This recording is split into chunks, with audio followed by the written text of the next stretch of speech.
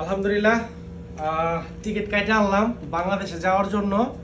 এখন আমি নুন থেকে কিস্তিতে কিছু পণ্য নিয়েছি, কিস্তি আমার দেওয়া সম্পন্ন হয় নাই।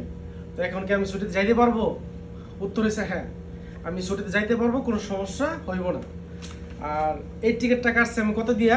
সৌদি আরবের 1630 রিয়াল নিছে টিকিটটা। তো 1600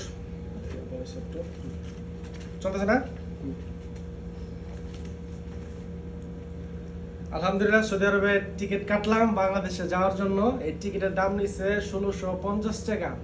আমি নুন থেকে কিস্তিতে কিছু পণ্য কিনছিলাম, কিস্তি আমার অন্তর দেওয়া সম্পূর্ণ হয় নাই। এখন কি আমি ছুটিতে যাইতে পারবো? হ্যাঁ, ছুটিতে আমি যাইতে পারবো, কোনো সমস্যা নাই। তবে কিস্তি আমার দিতে হবে, আর কিস্তি চাইলে একবারও দেওয়া যেতে পারে। আর এই টিকিটটা কিনছি আমি সৌদি এয়ারলাইন্স, বাংলা এয়ারলাইন্স কিনি নেই। এর কারণ হচ্ছে বাংলা এয়ারলাইন্সে কিন্তু মাল বেশি নেওয়া যায়, কমসে কম 10 কেজি। তারপর আমি নিয়ে নিই। কারণ কি? কারণ হচ্ছে বাংলা এয়ারলাইন্স এগুলার